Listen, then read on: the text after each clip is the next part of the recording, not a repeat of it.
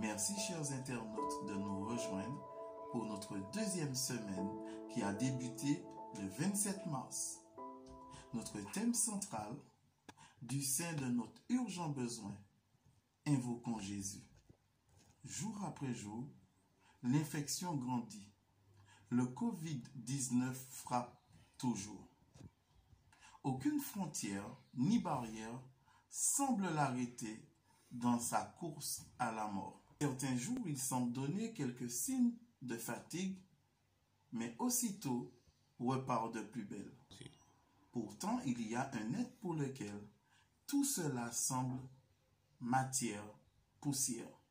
Dieu créateur de tout être vivant ici-bas désire nous rappeler qu'il est à nos côtés en toutes circonstances. Comme il le dit dans Ésaïe 41, verset 10, « Ne crains rien car je suis avec toi.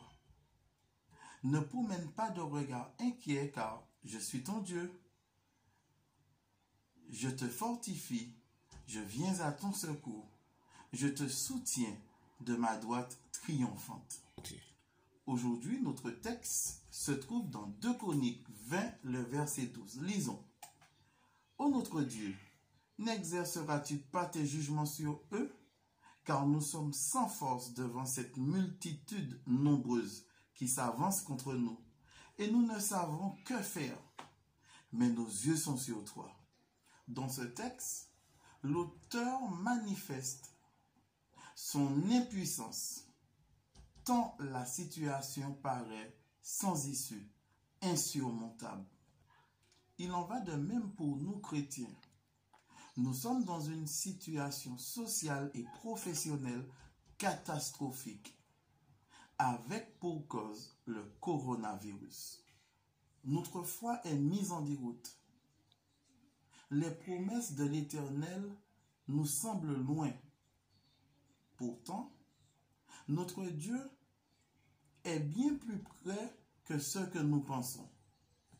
La citation que je vais partager avec vous nous le confirme, tirée du livre « Heureux ceux qui » à la page 19. Dieu ne veut pas que nous laissions terrasser par une douleur muette qui nous brise le cœur.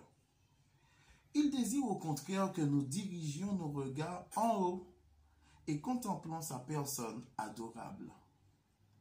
Que d'affligés dont les yeux, si aveuglés par les larmes, ne voient pas le Sauveur, pourtant tout près d'eux. Il serait si heureux de prendre notre main dans la sienne, si nous voulions nous tourner vers lui dans la simplicité de notre foi, et nous laisser conduire.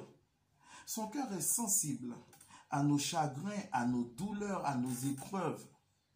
Il nous aime d'un amour éternel, et sa tendresse nous entoure.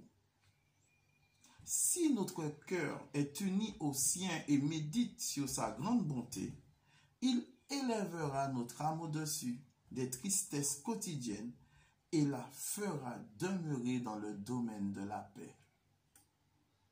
Pensez-y, victime de la douleur et de la souffrance, et réjouissez-vous de savoir que la victoire qui triomphe du monde, c'est notre foi. Dans le cadre de nos 100 jours de prière, nous avons aussi des sujets. Ils sont au nombre de 5. Premièrement, nous devons prier pour ceux qui sont brisés et ceux qui ont récemment perdu des êtres chers. Pour ceux qui luttent pour sentir la proximité de Dieu. Deuxièmement, nous devons prier pour les membres d'Église qui eux aussi sont confrontés au défi de la pandémie du Covid-19 à travers tout le territoire. Prions pour que la force, la paix et la guérison les accompagnent. Prions pour aussi un réveil spirituel de notre évangile. Troisièmement, prions pour que l'amour et le don désintéressé soient le mode de vie de chacun de nos membres dans le monde entier. Prions aussi pour que le monde entier, les membres de l'Église mettent de côté leurs différences et se rapprochent dans la communion chrétienne en plaidant pour l'appui de l'arrière-saison. Et enfin, prions que, dans le monde entier, les membres d'Église prennent la responsabilité personnelle de partager l'Évangile avec ceux qui les entourent. Je vous invite à incliner la tête et nous ferons une courte prière. Tendre Père Céleste, ton évangile de paix nous arrive en ces temps troublés et nous te sommes infiniment reconnaissants pour cela. Que ta parole puisse continuer à nous alimenter, mais alimenter nos peuples afin que nous puissions éclairer le plus grand nombre malgré notre confinement. Que ta paix et ta grâce nous accompagnent, nous t'en prions au nom de Jésus et pour ta gloire. Amen.